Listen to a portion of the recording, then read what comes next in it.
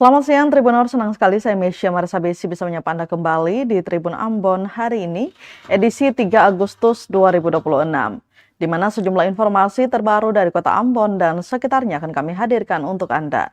Kita mulai dengan berita pertama. Danrem 151 Binaya sebut anggota yang melanggar pasti diproses, tidak ada yang dilindungi. Komandan Korem atau Danrem 151 Binaya, Brigjen TNI Raffles Manurung, menegaskan tidak ada perlindungan bagi setiap prajurit yang terbukti melakukan pelanggaran. Ia memastikan seluruh anggota akan diproses sesuai aturan yang berlaku apabila ditemukan bukti yang cukup, baik melalui mekanisme disiplin maupun jalur hukum. Pernyataan tersebut disampaikan Raffles usai memimpin mediasi terkait laporan seorang ibu Persit, Anna Maria Avencia Boli, terhadap suaminya, Sertu Geraldo Darkai. Anggota Intel Korem 151 Binaya, di Makorem 151 Binaya Ambon, Sabtu 1 Agustus 2026.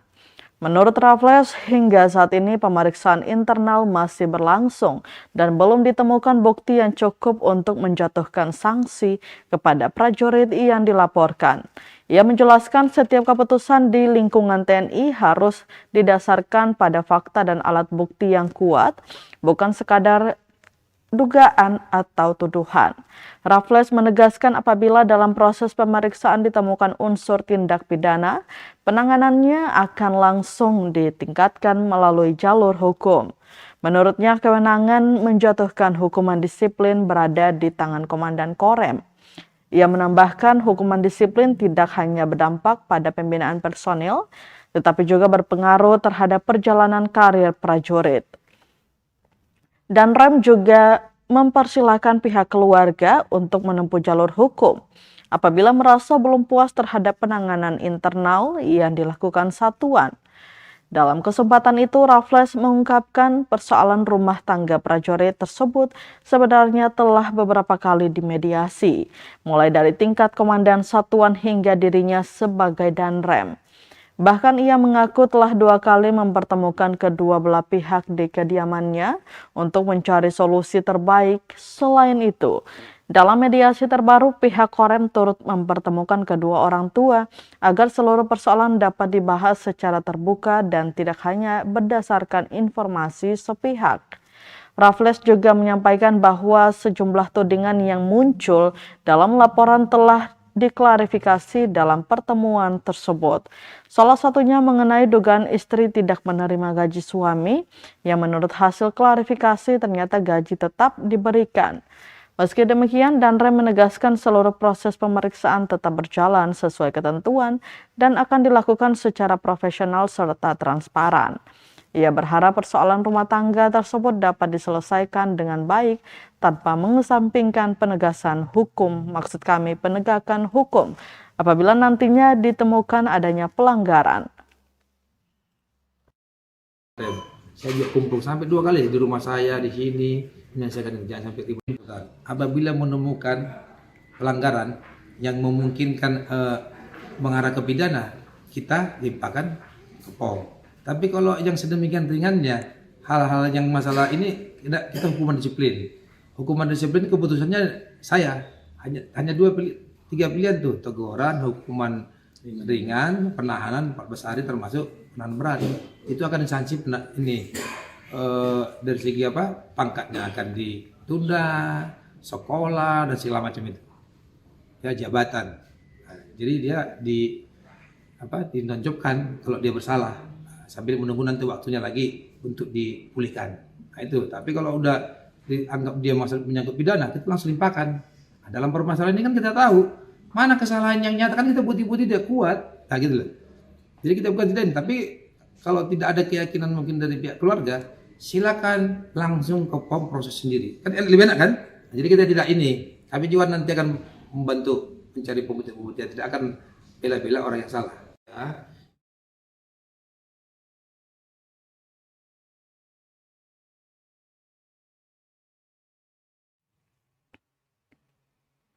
Ibtu Bastian Tuhuteru tembus 3 besar Hugeng Award 2026, bukti polisi Maluku diakui nasional. Ibtu Bastian Tuhuteru kembali mengharumkan Provinsi Maluku di panggung nasional. Kapolsek Sirimau itu berhasil menembus 3 besar nominator Hugeng Award 2026 kategori polisi tapal batas dan pedalaman. Ini jadi bukti bahwa dedikasi personil Polri di Maluku mendapat pengakuan di tingkat nasional. Keberhasilan tersebut menjadi kebanggaan tersendiri bagi Polda Maluku di tengah tantangan bertugas di wilayah kepulauan dengan akses geografis yang tidak mudah.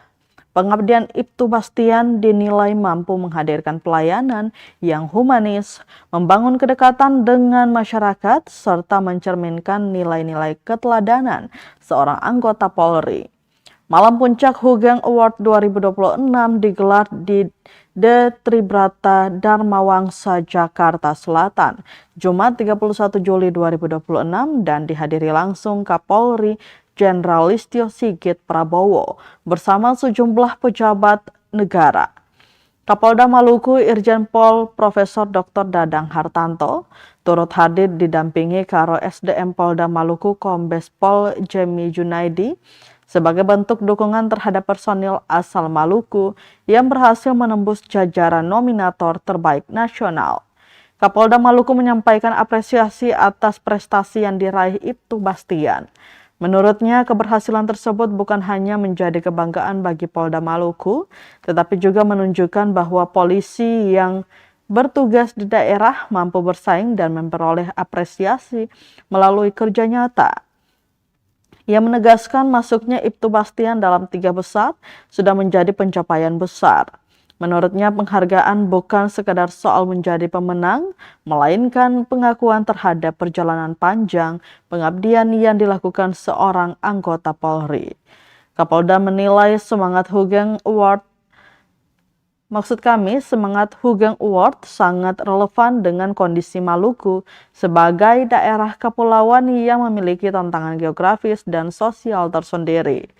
Personil Polri dituntut tidak hanya hadir menjalankan tugas menegakkan hukum, tetapi juga membangun komunikasi, pendekatan, dan kepercayaan masyarakat. Hugeng Award 2026 merupakan program kolaborasi Polri dan Detikom yang memasuki penyelenggaraan tahun kelima. Penghargaan ini diberikan kepada anggota Polri yang dinilai memiliki dedikasi, inovasi, integritas, serta keberpihakan kepada masyarakat. Proses penjaringan kandidat diawali dari usulan masyarakat, kemudian melalui tahapan seleksi, verifikasi, dan penilaian oleh Dewan Pakar Hugeng Award. Kapolda berharap pencapaian Ibtu Bastian menjadi motivasi bagi seluruh personil Polda Maluku untuk terus mengedepankan profesionalisme, integritas, dan pelayanan kepada masyarakat.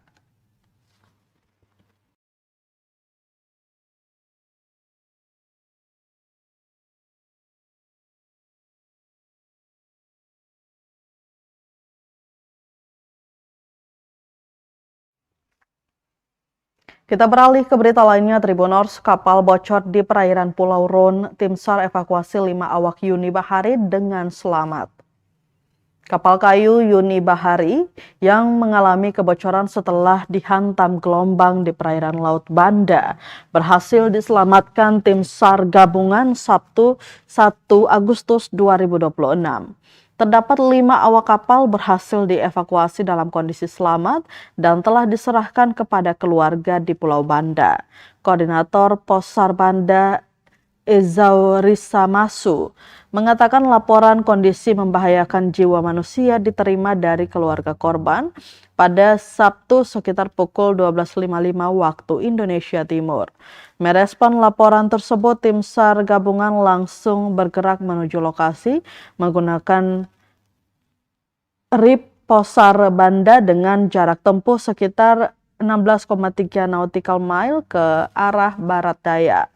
Sekitar pukul 15.24 waktu Indonesia Timur, kapal berhasil ditemukan sekitar 18 nautical mile dari lokasi awal kejadian.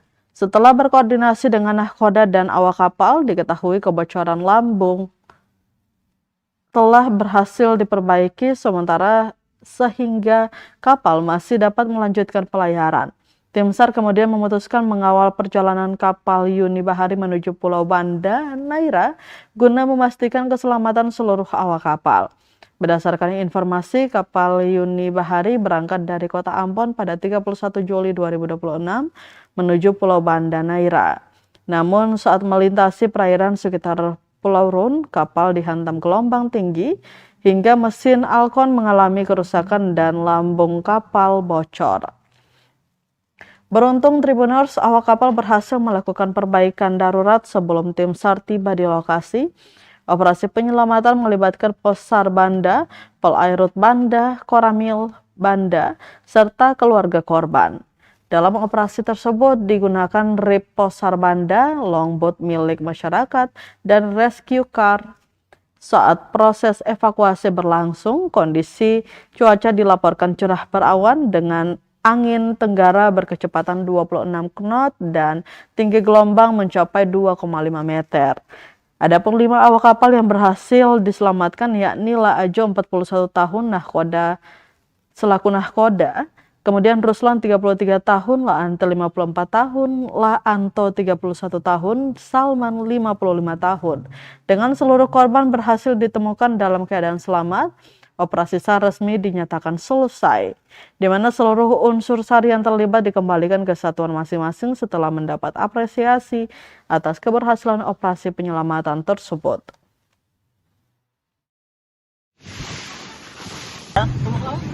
Wih, ambil posisinya tuh. Ambil posisinya. Selamat malam, Assalamualaikum warahmatullahi wabarakatuh. Izin pimpinan melaporkan pada tanggal 1 Agustus 2026 pukul 12.55 WIB waktu Indonesia Timur, Pos SAR Banda terima info dari Bapak Robo sebagai keluarga korban melaporkan kecelakaan kapal barang Yuni Bahari dengan POB 5 orang dengan GT 60. GT mengalami kebocoran pada lambung kapal, membutuhkan bantuan Alkom pompa air untuk mengatasi kebocoran. Selanjutnya kapal Yuni Bahari diarahkan menuju pelabuhan rakyat Banda Neira pada pukul 02 Agustus 2026 pukul 00.30 WIB. Tim SAR gabungan dan kapal Yuni Bahari tiba di pelabuhan rakyat Banda Neira dalam keadaan selamat. Dengan ditemukannya korban dan telah dievakuasi, maka operasi SAR dinyatakan selesai dan diusulkan untuk ditutup.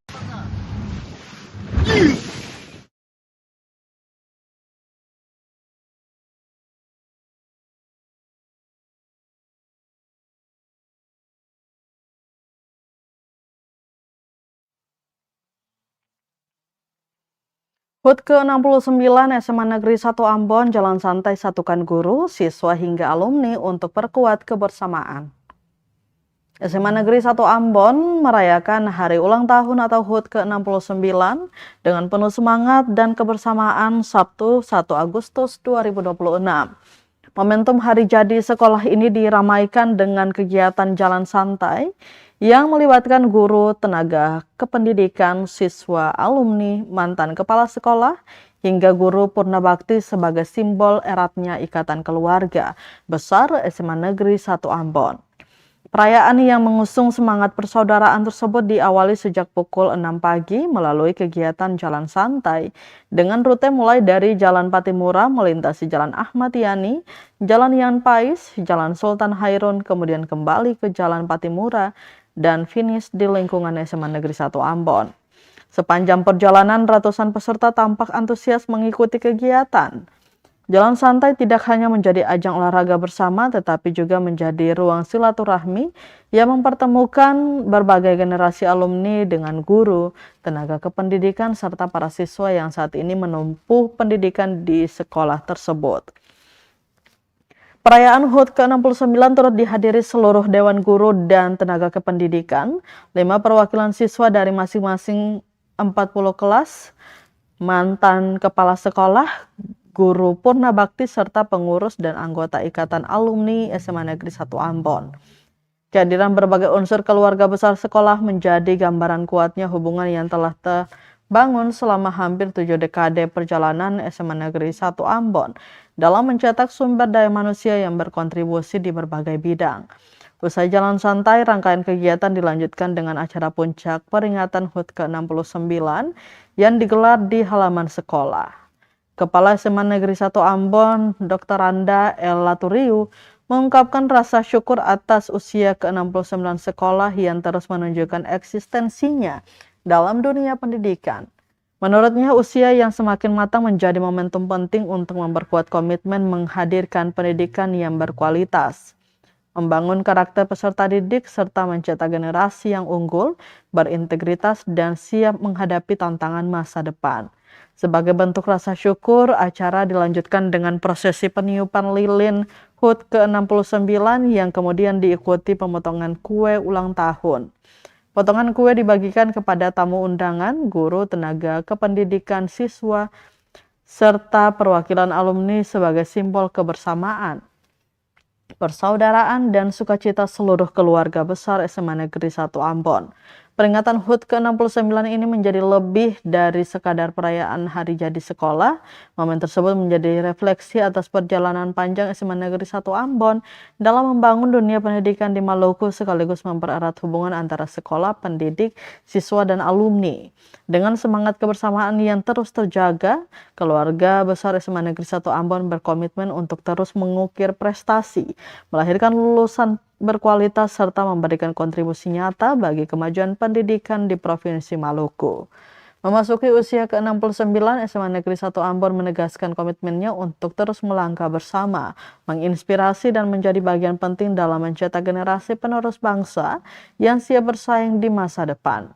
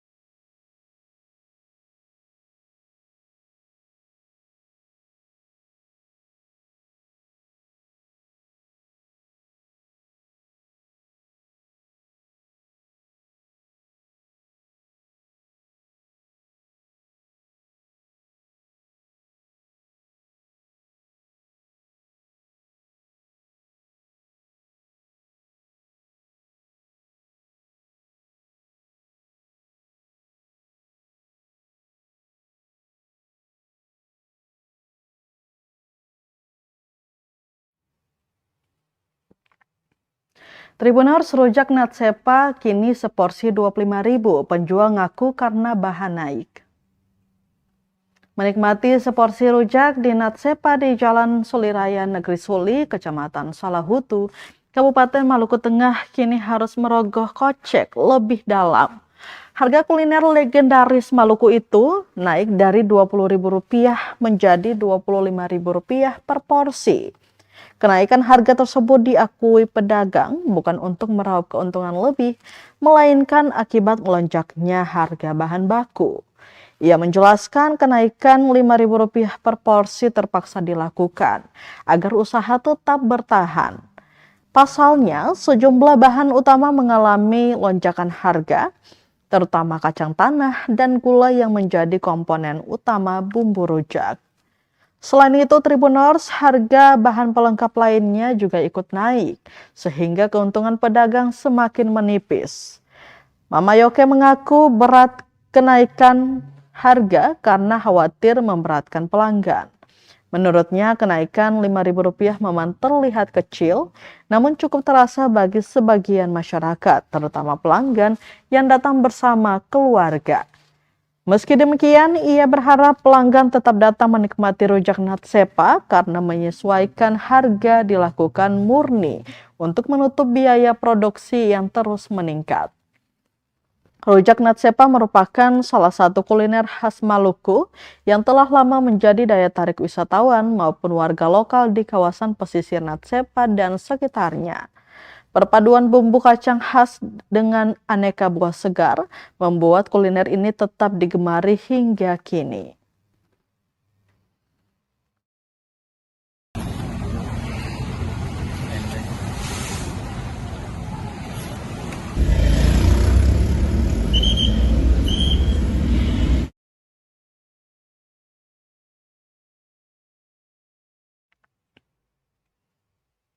Kita ke Kota Masohi, Tribuners. Makin digemari Car Free Day jadi momen warga Masohi berkumpul di akhir pekan.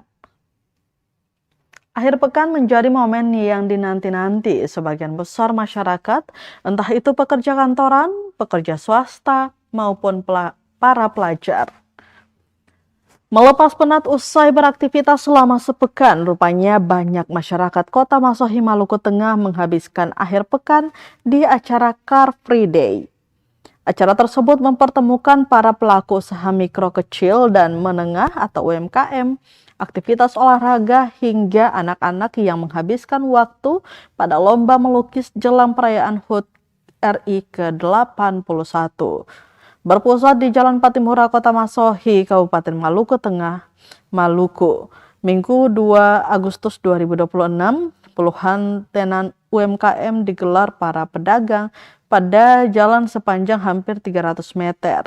Suasana kota yang biasanya sepi kini nampak ramai dengan dibukanya ruang berjumpa bagi para warga di setiap hari Minggu. Masyarakat bukan hanya berbelanja aneka kudapan, mereka turut aktif berolahraga senam yang didominasi oleh ibu-ibu. Momen ini menjadi penanda bahwa Car Free Day telah menjelma menjadi ruang berjumpa bagi masyarakat. Pantauan tribunambon.com, ratusan masyarakat memadati area Car Free Day sejak pagi sekira pukul 8 pagi. Tenan-tenan UMKM didominasi kudapan pasar hingga kudapan kekinian beraneka ragam.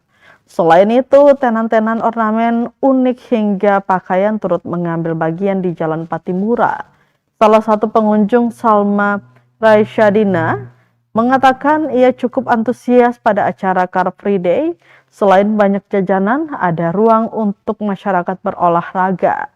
Menurutnya, hal itu sangat berdampak pada penguatan UMKM di daerah. Salma yang merupakan mahasiswa Universitas Patimura Ambon itu meminta agar acara seperti ini dapat dipertahankan ke depannya. Namun Salma menyayangkan kebiasaan buruk masyarakat yang membuang sampah bekas makanan sembarangan. Salma berharap agar ke depan hal ini dapat dievaluasi dan pemerintah atau pengelola kegiatan dapat menghadirkan tempat sampah khusus di area Car Free Day.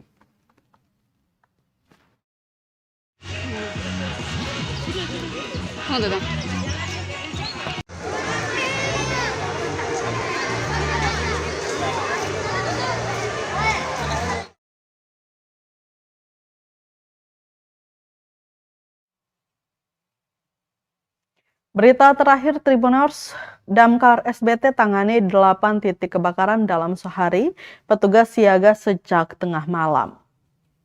Pemadam Kebakaran dan Penyelamatan Kabupaten Seram Bagian Timur SBT mencatat sedikitnya 8 titik kebakaran yang terjadi dalam sehari di wilayah Kota Bula dan sekitarnya. Petugas bahkan telah bersiaga sejak Sabtu 1 Agustus 2026 dini hari dan baru kembali ke rumah menjelang malam setelah berpindah-pindah dari satu lokasi kebakaran ke lokasi lainnya. Kepala Bidang Pencegahan dan Penyelamatan Damkar SBT Wahab Rumakat mengatakan personil mulai bergerak sekitar pukul 12 malam untuk membantu penanganan kebakaran bersama petugas PLN. Lebih lanjut diceritakan sekitar pukul 3 dini hari, petugas kembali menerima laporan kebakaran di belakang kantor Pengadilan Agama. Proses pemadaman berlangsung hingga sekitar pukul 6 pagi. Setelah api berhasil dipadamkan, petugas hanya sempat beristirahat sejenak sebelum kembali menerima laporan kebakaran lainnya. Namun sekitar pukul 8 pagi kembali terjadi kebakaran di kawasan gudang yang berada di samping kantor Pengadilan Agama. Wahab menjelaskan lokasi tersebut merupakan gudang penyimpanan semen sehingga petugas harus bekerja ekstra untuk memastikan api benar-benar padam dan tidak merambat ke bangunan lainnya. Sebelum lama beristirahat, damkar kembali menerima laporan kebakaran dari kawasan Sidu Mampir. Petugas langsung bergerak menuju lokasi untuk melakukan pemadaman. Setelah penanganan di lokasi tersebut selesai, laporan kebakaran kembali berdatangan dari kawasan PLN, area kampus hingga rumah warga. Ia mengatakan dalam satu hari petugas harus menangani sedikitnya 8 titik kebakaran. Meski seluruh kejadian berhasil ditangani, Wahab mengaku kondisi tersebut sangat menguras tenaga personil yang hampir tidak memiliki waktu beristirahat karena terus menerima laporan kebakaran secara bergantian.